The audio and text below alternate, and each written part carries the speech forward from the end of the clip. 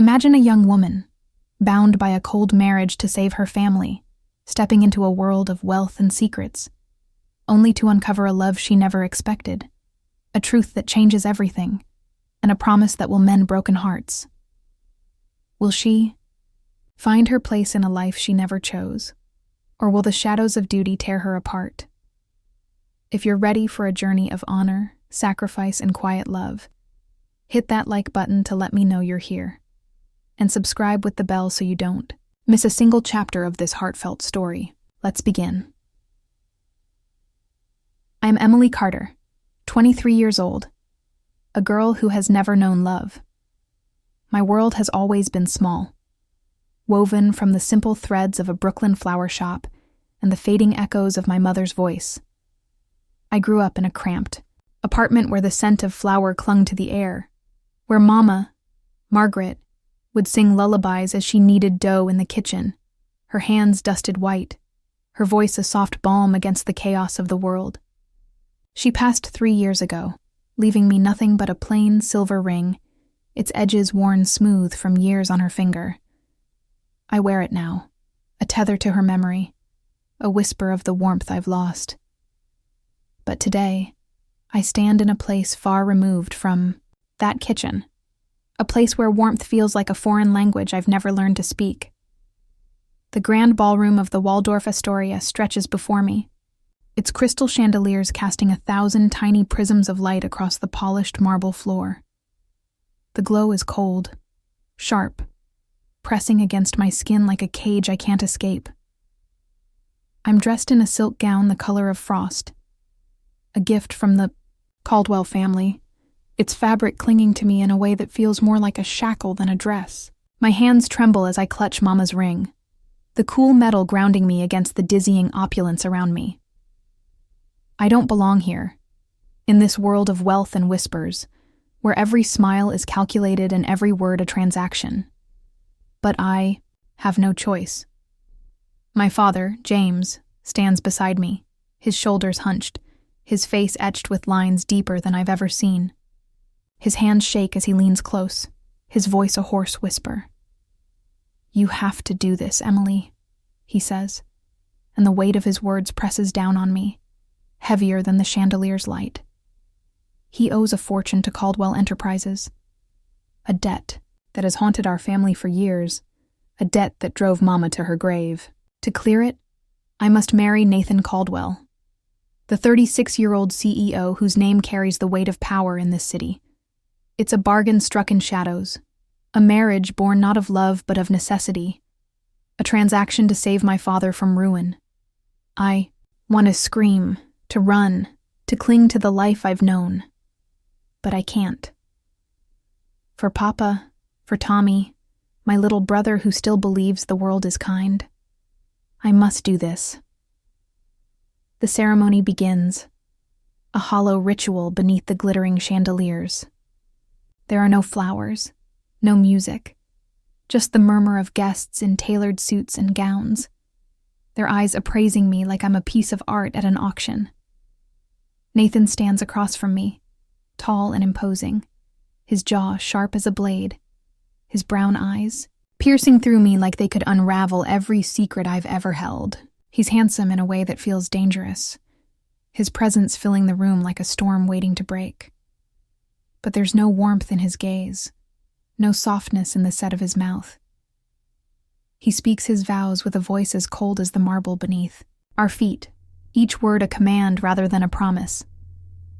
When it's my turn, my voice falters, barely a whisper, but I force the words out, my fingers tightening around Mama's ring until my knuckles whiten. "You understand your duty," Nathan says, his voice low, cutting through the silence like a knife. He doesn't look at me as he speaks, his eyes fixed on some distant point beyond the crowd. I nod, unable to speak, my throat tight with the weight of what I've just done. The guests clap politely, their applause a hollow echo in the vast room, and then they drift away, leaving me alone in the center of this glittering cage. I feel like a bird with clipped wings, trapped in a world I don't understand, bound to a man who looks at me like I'm nothing more than a means to an end. I find a quiet corner near the entrance, sinking onto a velvet chair, my hands still, trembling. Papa left his coat draped over the armrest, and as I reach to fold it, something slips from the pocket, a folded piece of paper, yellowed with age. I unfold it carefully, my breath catching as I recognize Mama's handwriting. The loops and curves of her letters as familiar as her lullabies. The note is short, written in a shaky hand. James, please tell Emily the truth about the debt. My heart pounds, a frantic rhythm against my ribs. What truth? What secret has Papa kept from me all these years? I look across the room, searching for him, but he's already gone, leaving me with more questions than answers. I tuck the letter into my sleeve, my mind racing.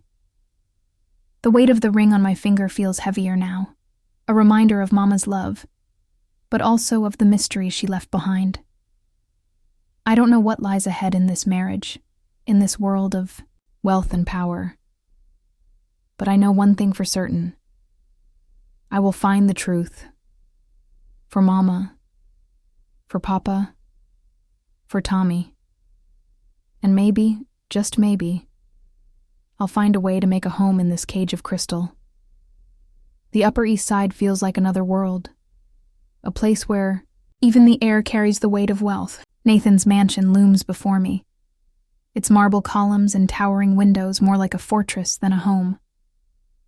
The scent of sandalwood greets me as I step inside, heavy and unfamiliar, clinging to the polished wood floors and velvet drapes. It's a smell that speaks of power, of distance, a stark contrast to the soft floral notes of my flower shop back in Brooklyn. I clutch my suitcase, the worn leather handle grounding me as I take in the grandeur of this place. It's beautiful, yes, but cold, like Nathan himself. I don't belong here, and every step I take echoes that truth. Nathan is waiting in the foyer, his tall frame casting a shadow across the marble. He doesn't speak, just looks at me with those sharp brown eyes, then turns and walks away, his polished shoes clicking against the floor. The dismissal stings, a silent reminder of my place in his world, a pawn in a game I didn't choose to play. I follow him to a guest room on the second floor, its walls lined with books I'll never read, its bed draped in silk I'm afraid to touch. I set my suitcase down, the thud of it against the floor, the only sound in this cavernous house. I'm alone again, surrounded by luxury that feels more like a prison than a refuge. Every night, as I lie in that too-soft bed, my thoughts drift back to Mama. I can almost hear her voice, singing lullabies in our tiny Brooklyn kitchen, her hands dusted with flour as she shaped dough into loaves we'd share with Papa and Tommy. Those memories are a lifeline, a reminder of the warmth I've lost, the warmth I long for in this sterile mansion. I twist the silver ring on my finger, its familiar weight a comfort against the ache in my chest. I wonder what Mama would say if she could see me now, married to a man who barely acknowledges my existence, bound by a duty I didn't ask for. Would she be proud of me for saving Papa, or would she weep for the life I've given up? I can't stay here, not today. I need to see Papa and Tommy, to feel the warmth of home, even if just for a few hours. The subway ride to Brooklyn is a blur, the city's noise a dull hum against my thoughts.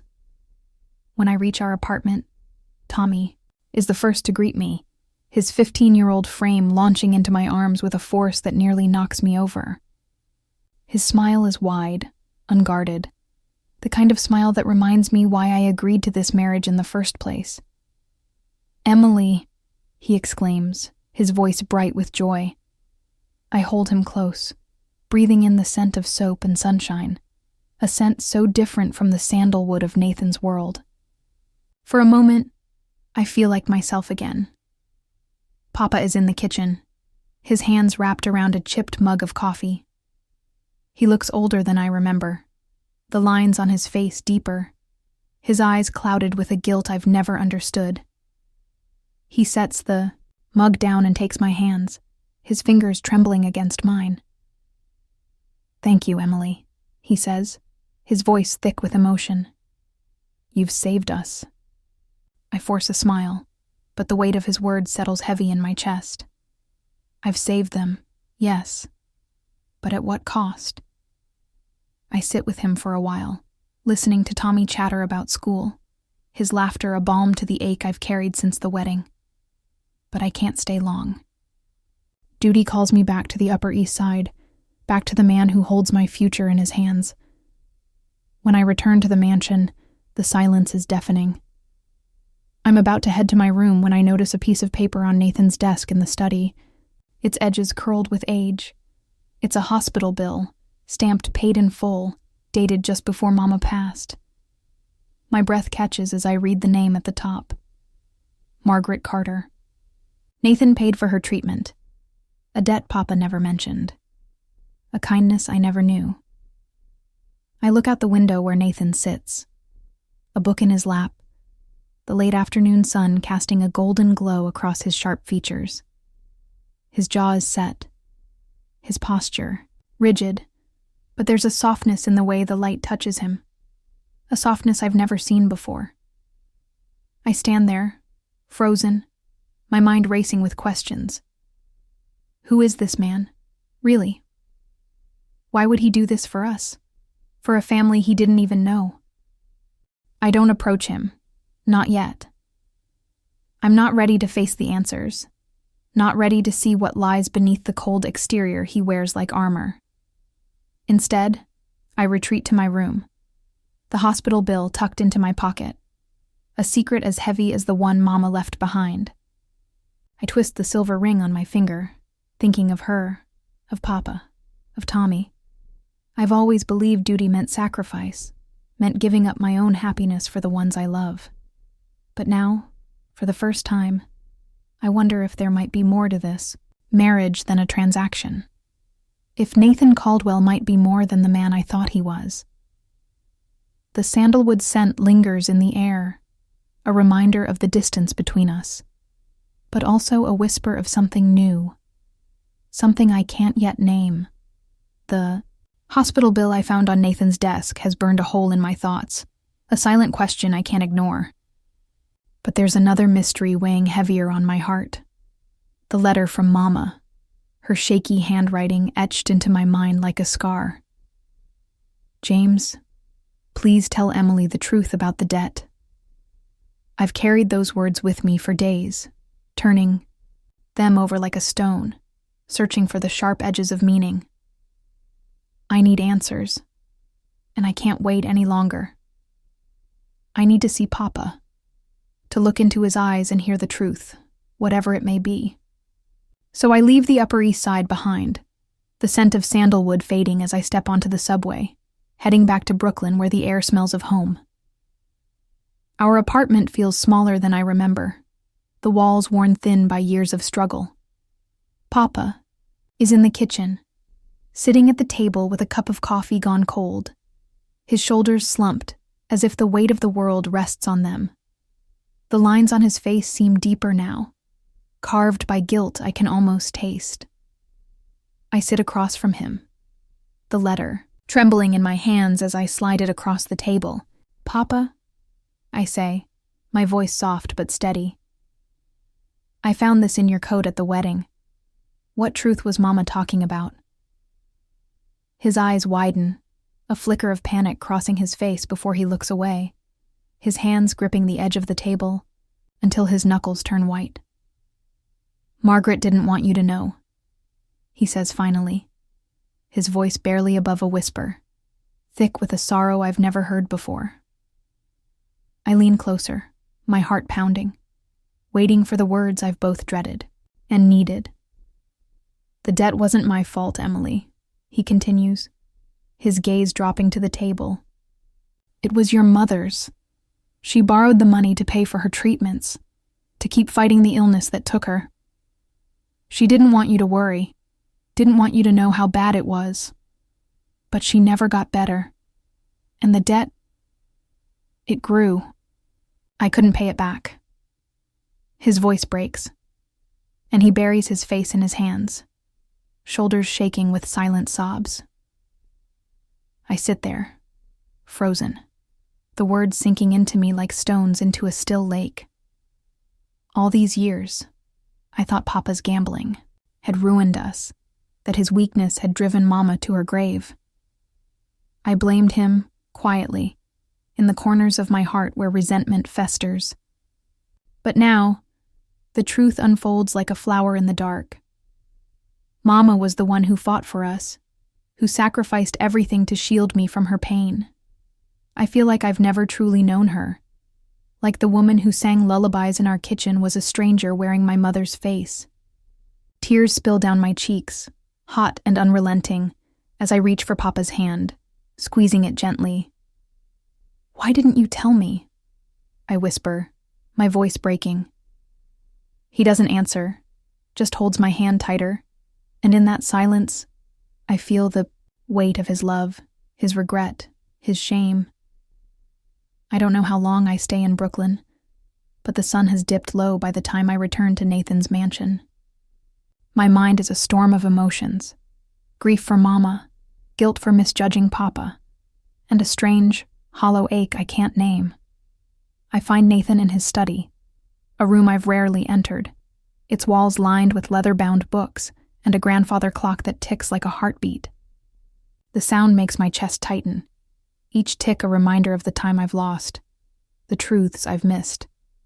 Nathan is at his desk, a glass of amber liquid in his hand, his sharp features softened by the lamplight. He looks up as I enter, his brown, eyes narrowing slightly, but he doesn't speak. "I thought I knew my family," I say, my voice trembling as I step closer, the letter still clutched in my hand. But I was wrong. The words spill out before I can stop them, a confession I didn't plan to make. I tell him about Mama's debt, about her illness, about the years I spent blaming Papa for a burden that wasn't his to bear.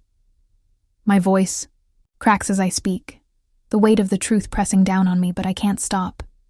I need to say it, to let it out, to make it real. Nathan sets his glass down, the clink of it against the desk startling in the quiet room. He stands, crossing the space between us in a few strides, and before I can react, he places a hand on my shoulder. The warmth of his touch seeps through my blouse, a stark contrast to the cold I've come to expect from him. "You're not alone, Emily," he says, his voice low, steady, like an anchor in a storm. I look up, meeting his gaze, and for the first time, I see something in his eyes. Something warm, like the golden hues of a sunset I once saw over the Brooklyn Bridge. It's not pity, not judgment, but a quiet understanding, a shared weight I didn't expect to find. I don't know what to say, so I just stand there, his hand still on my shoulder, the ticking of the clock filling the space between us. In that moment, I realize Nathan might carry his own burdens, his own shadows of duty and loss, and for the first time since I stepped into this glittering cage, I wonder if I might not be as alone as I thought. The truth about Mama's debt has shifted something inside me, like a puzzle piece clicking into place after years of being lost. I've spent so long blaming Papa, harboring quiet resentment in the shadows of my heart, only to learn it was Mama who carried the burden, who fought for us until her last breath. The guilt I feel for misjudging him is a heavy weight, but it's mingled with a newfound tenderness, a deeper love for the family I thought I knew. Yet, there's another truth I can't shake, the hospital bill I found on Nathan's desk, proof that he paid for Mama's treatments without ever saying a word. I don't understand why he did it. What drove a man as cold as Nathan Caldwell to extend such kindness to strangers? But I'm starting to see that there's more to him than the icy exterior he wears like a shield. This morning, I find myself in the kitchen of Nathan's mansion, a space as grand as the rest of the house, but rarely used. The countertops gleam under the soft light filtering through the window, and I decide to make tea, a ritual that always brought me closer to Mama. I fill the kettle, the sound of water bubbling a gentle reminder of the mornings she'd stand. at our stove in Brooklyn, humming as she brewed chamomile for us. The warmth of the cup in my hands feels like a hug from her, a fleeting connection to the past that steadies me in this unfamiliar world. I'm lost in the memory when Nathan steps into the room, his presence as commanding as ever, but there's a hesitance in his step I haven't seen before. He pauses at the doorway, his sharp jaw catching the light, then walks over to sit across from me at the island. "My mother used to love tea," he says, his voice low, almost reverent, as if the words are a confession he hasn't shared with anyone in years. I look at him, surprised by the softness in his tone, the way it cracks open a door to a part of him I didn't know existed. For a moment, I feel a thread of connection between us, fragile but real, woven from shared memories of mothers we've lost. I offer him a cup, and he takes it, his fingers brushing the handle with a care that surprises me. We sit in silence, the steam rising between us like a bridge, and I wonder if he feels the same quiet longing I do. The moment is broken by the sound of heels clicking against the marble floor. Clara, Nathan's older sister, sweeps into the kitchen, her presence a storm of cold authority. Her blonde hair is pulled back tightly, her eyes as sharp as Nathan's but lacking any trace of warmth. She looks at me with disdain, her lips curling into a sneer. "You don't belong here," she says, her voice cutting through the air like a blade. She turns to Nathan, ignoring me as if I'm invisible. "You need to end this farce, Nathan. She's a liability to our family's name." Her words sting, but what hurts more is the way Nathan's jaw tightens, his gaze dropping to the cup in his hands. I brace myself for his agreement, for the confirmation that I'm nothing more than a duty he's bound to. But Nathan surprises me. He sets the cup down with a deliberate slowness, then stands, his tall frame looming over Clara. "She's my wife," he says, his voice steady, unyielding, a quiet storm of resolve. Clara's eyes narrow, but she doesn't argue, turning on, her heel and storming out, leaving a chill in her wake. I sit there, stunned, my heart racing as I process what just happened. Nathan didn't just defend me. He claimed me, in a way that feels more like a promise than a transaction. I look at him, searching his face for answers, but he turns away, his expression unreadable. Later that evening, I overhear a conversation between Nathan and his lawyer through the cracked door of his study. Clara's threats weren't empty. She's been pushing the board of Caldwell Enterprises to question Nathan's leadership, using my presence as an excuse to undermine him. But what I hear next takes my breath away. Nathan has already sacrificed a major contract, one worth millions, to protect Papa from legal action tied to the debt. It's a quiet act of sacrifice, one he never mentioned, one I wouldn't have known if I hadn't been standing here, hidden in the shadows. I press a hand to my chest, the weight of his actions sinking in. He didn't just pay for Mama's treatments. He's been shielding my family in ways I never imagined. That night, I find Nathan in the library, a book in his lap, the lamplight casting soft shadows across his face. I step closer, my heart pounding, and before I can stop myself, I reach out, my fingers brushing against his hand. The fabric of his sleeve is soft under my touch, a contrast to the hardness I've always associated with him. "Thank you," I whisper, my voice trembling with gratitude, with something deeper I'm not ready to name. He looks up, his brown eyes meeting mine, and for the first time, he smiles. A small, genuine smile that softens the sharp edges of his face. It's a fleeting moment, but it feels like a beginning, a crack in the wall between us, letting in the first rays of light. Nathan's quiet sacrifice has changed the way I see him, like a window opening to let in the first light after a long, dark night. He's no longer just the cold CEO who bound me to this marriage, but a man capable of kindness, of honor, even if he hides it beneath layers of steel. I've carried that realization with me for days, feeling it grow into something softer, something I'm afraid to name, but today I want to show him the world I come from, the family I've fought so hard to protect. I want him to see the warmth that shaped me, the love that keeps me going, even in this glittering cage of a life. I invite Nathan to Brooklyn, to our little apartment where the walls hold memories of Mama's laughter and Papa's quiet strength. He agrees, though I can sense his hesitation, the way his jaw tightens as we leave the Upper East Side behind. The subway ride is silent, the hum of the train a steady backdrop to my thoughts. I glance at Nathan, his tall frame slightly hunched. In the cramped seat, his sharp features softened by the flickering light. He looks out of place here, a man of wealth and power in a world of cracked pavement and faded dreams. But there's a curiosity in his eyes that gives me hope. When we reach the apartment, Tommy is the first to greet us, his 15-year-old, energy bursting through the door as he throws his arms around me. "Emily!" he exclaims, his voice bright with joy, and I hold him close, breathing in the familiar scent of soap and sunshine. Nathan stands back, watching us with an expression I can't quite read, but there's a softness in his gaze that wasn't there before. Papa steps out of the kitchen, his hands trembling slightly as he offers Nathan a nod. "Welcome," he says, his voice rough but warm, and I can see the gratitude in his eyes, the relief of a man who knows his family is safe because of the man standing before him. We gather in the living room, the faded couch creaking under our weight as we sit. The late afternoon sun streams through the window, casting a golden glow across the room, painting everything in shades of warmth.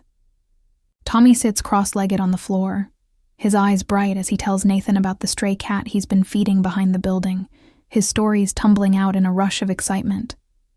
I watch Nathan, expecting him to be distant, to retreat into the cold shell I've come to know.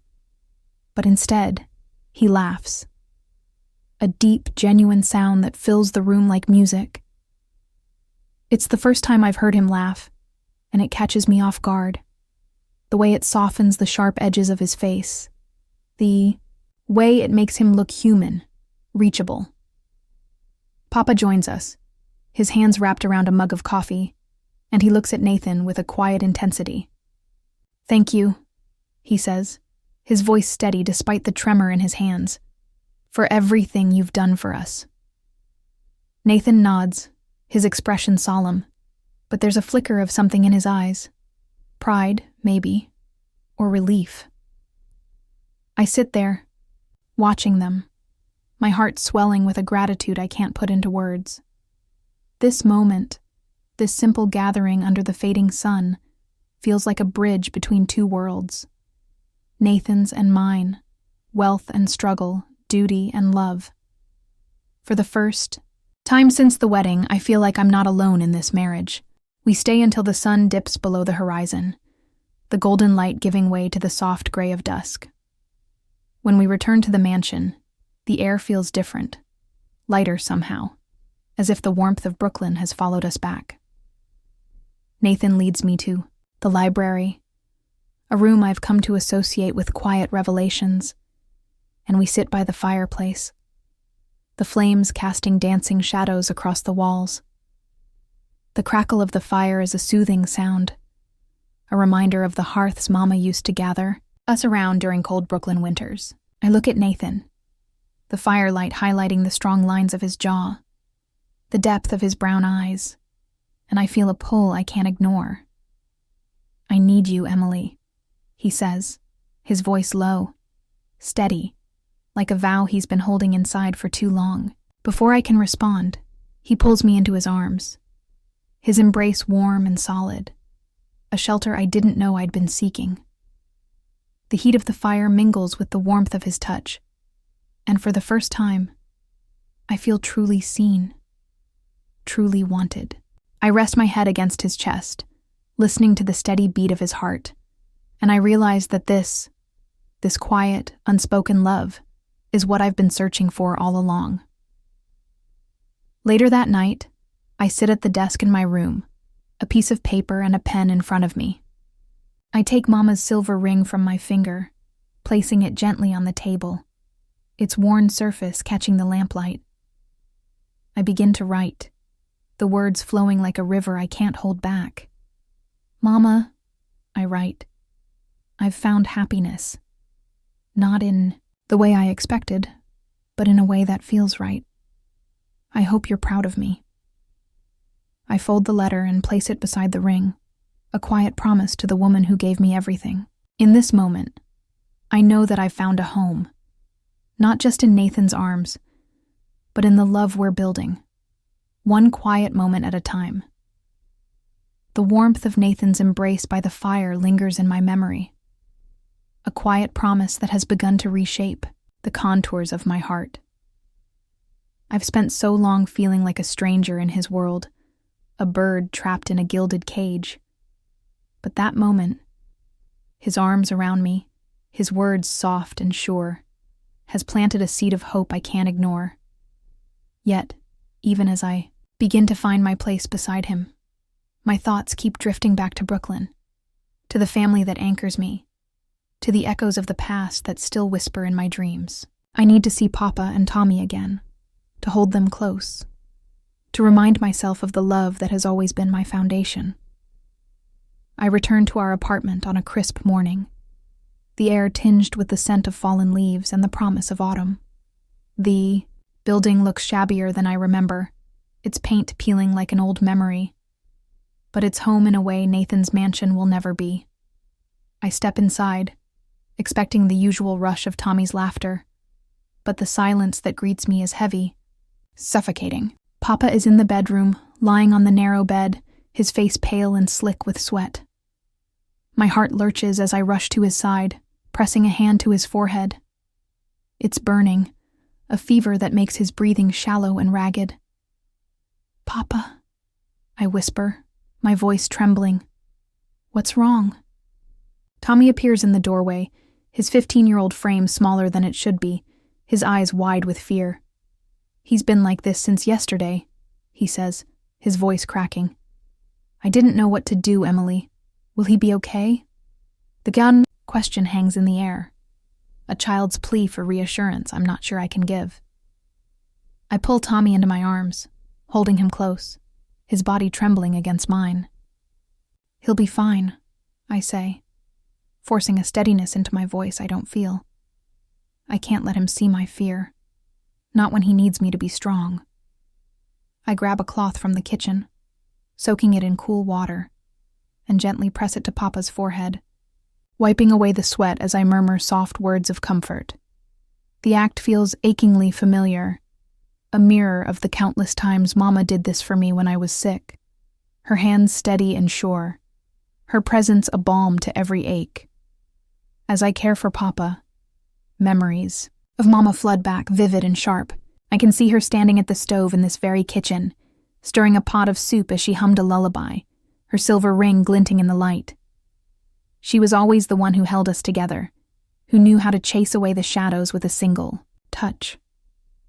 I wish she were here now, to guide me, to tell me how to ease Papa's pain, to assure me that everything will be all right. But she's gone, and I'm left to carry on her legacy, to be the strength for my family as she was for me. I blink, back tears, focusing on the rhythm of Papa's breathing, willing it to steady, to slow. The door creaks open, and I look up to see Nathan standing there, a bouquet of white daisies in his hands. They're the same flowers Mama used to love, the ones I'd pick from the corner lot and bring to her as a child, their petals soft and pure against her worn hands. Nathan's presence here, in this tiny apartment, feels like a bridge between two worlds, his and mine, past and present. He sets the flowers on the table, his movements careful, deliberate, and then kneels beside me, his sharp features softened by concern. "I heard James was unwell," he says, his voice low, steady. "He'll be okay, Emily." The words are simple, but they carry a weight I didn't expect, a reassurance that eases the knot in my chest. I nod, grateful for his presence, for the way he stepped into my world without hesitation. He sits with us for hours, his quiet, strength a comfort as I tend to Papa, as Tommy clings to my side. By evening, Papa's fever breaks, his breathing easier, his color returning. I let out a breath I didn't realize I'd been holding, relief flooding through me like a warm tide. Tommy falls asleep on the couch, his head resting on my lap, and I stroke his hair, the familiar motion grounding me in the midst of so much uncertainty. That night, back at the mansion, I sit by the window in my room, the moonlight casting a silver glow across the floor. The bouquet of daisies sits on my nightstand, their petals a reminder of Mama, of the love that has carried me through every hardship. I think of Nathan, of the way he showed up today, not as a CEO or a husband bound by duty, but as a man who cared, who wanted to ease my burden. My heart swells with gratitude, with a tenderness I'm only beginning to understand. I've spent so long fighting to protect my family, to honor Mama's memory. But now, I see that I'm not alone in that fight. Nathan is with me. His quiet sacrifice is a testament to a love I never thought possible. Nathan's quiet support during Papa's illness has deepened the bond I feel with him, a bond I never expected when I first stepped into this marriage. His presence in Brooklyn, the daisies he brought, the way he knelt beside me as I cared for Papa, it all revealed a man I hadn't known existed beneath the cold exterior of a CEO. I've begun to see him not as a duty, but as a partner, someone who shares the weight of my burdens without being asked. Yet, even as this tenderness grows, I sense a storm brewing, a tension in the air that threatens the fragile peace we've built. It arrives in the form of Clara, Nathan's older sister, whose disdain for me has only sharpened with time. I'm in the library, arranging the daisies Nathan brought in a small vase, their white petals a soft reminder of Mama, when Clara storms in. Her heels click sharply against the hardwood floor, each step a declaration of her authority. Her blonde hair is pulled back tightly, her eyes cold and unyielding, a mirror of Nathan's but without the warmth I've come to find in his. She stops a few feet away, her arms crossed, her gaze raking over me like I'm a stain on her perfect world. "You need to leave," she says, her voice icy, cutting through the stillness of the room. "You're dragging our family name through the mud, and I won't allow it." Her words hit me like a slap, stirring the insecurities I've tried so hard to bury, the fear that I don't belong here, that I'll never be enough for the Caldwell legacy. I open my mouth to respond, to defend myself. But before I can, Nathan steps into the room, his presence a quiet force that shifts the air. He must have heard Clara's voice from the hallway, because his jaw is set, his brown eyes narrowing as he takes in the scene. He moves to stand beside me, his tall frame a shield between me and Clara's venom. "She's my wife," he says, his voice steady, unyielding, a declaration that brooks no argument. Clara's eyes flash with anger, but she doesn't back down, her lips curling into a sneer. "You're risking everything for her," she hisses. "The board is questioning your leadership, Nathan. They think you're weak, distracted by this. This girl." She spits the word like it's a curse, and I feel my cheeks burn, the sting of her judgment cutting deep. Nathan doesn't flinch. He steps closer to Clara, his gaze locked on hers, and I can feel the weight of his resolve, the strength that has carried him through years of leading Caldwell enterprises. "I've made my choice," he says, his voice low but firm, a quiet storm of determination. Clara glares at him for a long moment, then turns on her heel and storms out, leaving a chill in her wake. I stand there, my heart racing, the echo of Nathan's words, "She's my wife," ringing in my ears. He didn't just defend me. He chose me, over his sister, over the legacy he spent his life building. The realization hits me like a wave, stirring a warmth in my chest I'm Not sure I'm ready to name. Later that evening, I find a moment alone with Nathan in his study. The same room where he first showed me kindness after I learned the truth about Mama's debt. He's at his desk, a stack of papers in front of him, his brow furrowed in concentration. I hesitate at the door, then step inside, my curiosity outweighing my nerves. "What did Clara mean about the board?" I ask, my voice soft, tentative. Nathan looks up, his expression guarded, but after a moment he sighs, setting his pen down. "She wasn't lying," he admits, his voice heavy. "I gave up a seat on the board to protect your father from further legal action tied to the debt. It was a bigger sacrifice than the contract I let go. The board, they see it as a weakness, a sign I'm not fit to lead." His words steal the breath from my lungs. I knew about the contract, about the millions he'd sacrificed to shield Papa. But this is something else entirely. A seat on the board of Caldwell Enterprises isn't just a position. It's a symbol of power, of legacy, a cornerstone of the life Nathan has built. And he gave it up for my family. For me, without a word, without expecting anything in return. I step closer, my heart pounding, a mix of gratitude and awe swelling inside me. "Why did you do it?" I ask, my voice trembling, the question spilling out before I can stop it. Nathan looks at me, his brown eyes steady, and for a moment, I see the man behind the mask, the man who laughs with Tommy, who brings daisies, who holds me by the fire. "For you," he says simply, his voice soft, warm, like the glow of a sunset. I once saw over the Brooklyn Bridge. The words hang between us, a quiet confession that shifts the ground beneath my feet. I reach out, my fingers brushing against his hand, the fabric of his sleeve soft under my touch, a contrast to the hardness I once thought defined him. His hand turns, his fingers curling gently around mine, and the warmth of his touch sends a shiver through me. In that moment, I realize that Nathan's sacrifices, his honor, his quiet love, they're not just for my family, but for me, for the life we're building together. And for the first time, I feel the weight of my own duty shift, becoming not a burden, but a choice, one I'm ready to make with him.